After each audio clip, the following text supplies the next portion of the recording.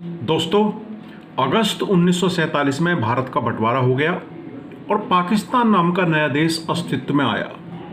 लेकिन अगले ही साल यानी 1948 में पाकिस्तान के लिए मारकाट मचाने के जिम्मेदार वहां के संस्थापक मोहम्मद अली जिन्ना का निधन हो गया। जिन्ना को टीबी की गंभीर बीमारी थी, लेकिन जिन्ना ने यह बीमारी 12 साल तक छिपाए रखी। कहा जाता है कि अगर जिन्ना की बीमारी का पता गांधी, नेहरू और लॉर्ड माउंटबेटन को होता तो भारत का विभाजन शायद बिल्कुल नहीं होता। ऐसा नहीं है कि भारत में आज़ादी से पहले जिन्ना की इस बीमारी के बारे में किसी को पता ही नहीं था। 2 व्यक्तियों को पता था और वे व्यक्ति थे बंबई के उस समय के प्रसिद्ध फिजिशियन डॉक्टर जाल रतनजी पटेल और उनके साथी रेडियोलॉजिस्ट डॉक्टर जाल देईबू। जिन्ना 50 साल से लगातार सिगरेट और सिगार पी रहे थे, इसलिए उन्हें अपनी बीमारी का कुछ कुछ अंदाजा तो था, लेकिन वे नहीं चाहते थे कि उनकी बीमारी की बात किसी को पता चले। इससे उनकी पाकिस्तान बनाने की योजना को पलीता लग सकता था। इसलिए दिल्ली में किसी डॉक्टर को दिखाने के बजाय वे गुप्त रूप से मुंबई गए और पारसी डॉक्टर जाल रतनजी पटेल से मिले। डॉक्टर पटेल जिन्ना को पहले से जानते थे और उन पर जिन्ना को पूरा विश्वास था। एक्सरे रेडियोलॉजिस्ट डॉक्टर जाल देईबू ने किया। डॉक्टर पटेल ने इस एक्सरे में पाया कि जिन्ना को तपेदिक यानी टीबी की बीमारी हो चुकी थी और बीमारी गंभीर अवस्था में थी। उनके फेफड़े बहुत खराब हालत में थे और वह 1-2 साल तक ही जिंदा रहने वाले थे। जिन्ना को पता चला तो उन्होंने डॉक्टर पटेल से कहा कि वे यह बात किसी को न बताएं। जिन्ना के कहने पर डॉक्टर पटेल और डॉक्टर देईबू ने इस बीमारी की बात किसी को नहीं बताई।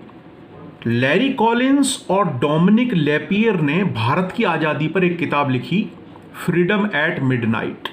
इसमें उन्होंने लिखा है कि अगर अप्रैल 1947 में माउंटबेटन, जवाहरलाल नेहरू या महात्मा गांधी में से किसी को भी जिन्ना की इस बीमारी का पता चल जाता तो शायद हिंदुस्तान का कभी बंटवारा नहीं होता और आज हिंदुस्तान के इतिहास की धारा का रुख कुछ और होता। नेता तो नेता, ब्रिटिश सीक्रेट सर्विस को भी इस बात का पता नहीं लग पाया। जिन्ना की छाती की वो एक्सरे फिल्म डॉक्टर पटेल के लॉकर में ही दबी रह गई। बाद में लॉरी कॉलिंस और डोमिनिक लेपियर से हुई एक मुलाकात में डॉक्टर पटेल ने लॉकर से निकालकर जिन्ना की बीमारी की वह फाइल उन्हें दिखाई थी। अपनी टीबी की असाध्य बीमारी को छुपाने की कोशिश जिन्ना ने भारत ही नहीं पाकिस्तान में भी की। जिन्ना की बहन फातिमा जिन्ना की एक किताब है माई ब्रदर।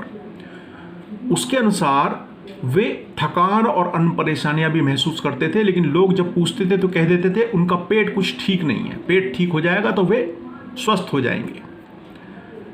लेकिन अपनी बीमारी को छुपाने की इस कोशिश में वे ज़्यादा दिन तक सफल नहीं रह सके।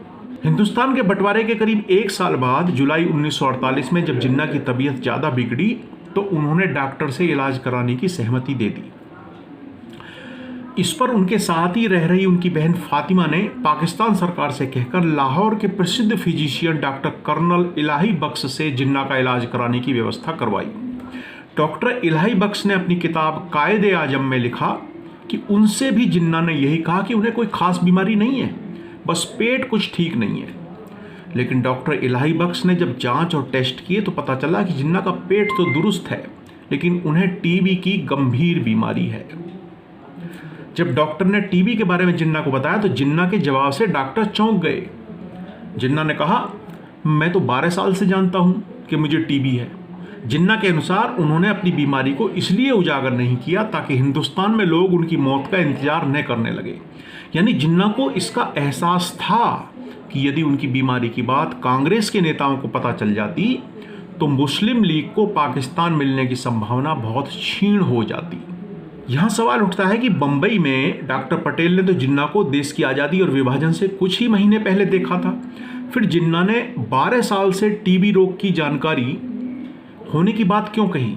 इसका अर्थ है कि या तो जिन्ना ने पहले भी स्वयं को कहीं दिखाया होगा या फिर अध्ययनशील होने के कारण वे अपने शरीर के लक्षणों के आधार पर जान गए होंगे कि उन्हें क्या समस्या हो सकती है। फ्रीडम एट मिडनाइट के लेखक लैरी कॉलिंस और डोमिनिक लेपियर को दिए इंटरव्यू में स्वयं लॉर्ड माउंटबेटन ने कहा कि अगर किसी ने उन्हें यह बता दिया होता कि जिन्ना बहुत कम समय में ही इस दुनिया से चले जाएंगे तो वह यानी माउंटबेटन हिंदुस्तान का बंटवारा नहीं होने देते। ये एकमात्र स्थिति थी कि हिंदुस्तान संगठित तौर पर बना रहता। माउंटबेटन के अनुसार रास्ते का पत्थर केवल जिन्ना थे, दूसरे नेता इतने सख्त नहीं थे। इन नेताओं के साथ कांग्रेस किसी न किसी समझौते पर पहुंच जाती और पाकिस्तान कयामत तक अस्तित्व में नहीं आता। पाकिस्तान में भी जिन्ना ने अपनी बीमारी को केवल डॉक्टर और बहन तक ही सीमित रखा।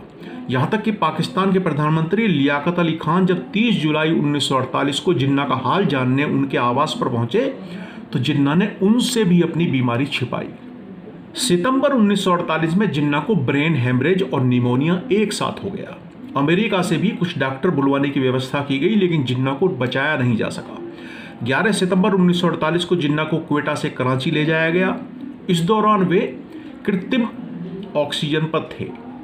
बताया जाता है कि जिन्ना के ही कहने पर कराची में उनकी अगवानी के लिए कोई तामझाम नहीं किया गया और सरकार का कोई बड़ा अधिकारी एयरपोर्ट नहीं पहुंचा। इसका नतीजा यह हुआ कि जब एयरपोर्ट से गवर्नर जनरल हाउस के रास्ते में जिन्ना की एम्बुलेंस खराब हो गई तो 2 घंटे तक किसी अन्य एम्बुलेंस का इंतजाम नहीं हो सका।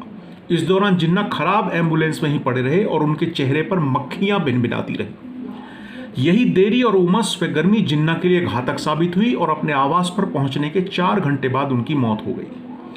पाकिस्तान में भारत के प्रथम राजदूत रहे श्री प्रकाश की पुस्तक पाकिस्तान कयाम और इब्तिदाई हालात के अनुसार उस दौरान पाकिस्तान के प्रधानमंत्री लियाकत अली खान फ्रांसीसी दूतावास में हो रही एक कॉकटेल पार्टी का आनंद उठा रहे थे और जिन्ना के चेहरे पर मक्खियां भिनभिना रही थी।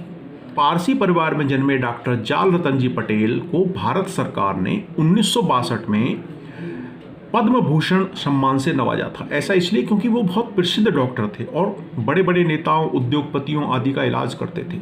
जिन्ना ने तो बंटवारे के बाद डॉक्टर पटेल को पाकिस्तान आने का प्रस्ताव भी दिया था, लेकिन इस प्रस्ताव को डॉक्टर पटेल ने स्वीकार नहीं किया। वे फार्मेकोलॉजी और थेराप्यूटिक्स के प्रोफेसर थे। बाद में वे मुंबई के ग्रांट मेडिकल कॉलेज के डीन भी रहे। तो दोस्तों, ये थी भारत और पाकिस्तान के बंटवारे की एक छोटी सी मगर बड़ी रोचक और बड़ी निर्णायक रहने वाली कहानी। अगर आपको मेरा वीडियो पसंद आया हो तो इसे लाइक करें और मेरे चैनल को सब्सक्राइब करें ताकि मैं आगे भी इसी प्रकार के रोचक वीडियो आपके सामने प्रस्तुत करता रहूं। नमस्कार, धन्यवाद।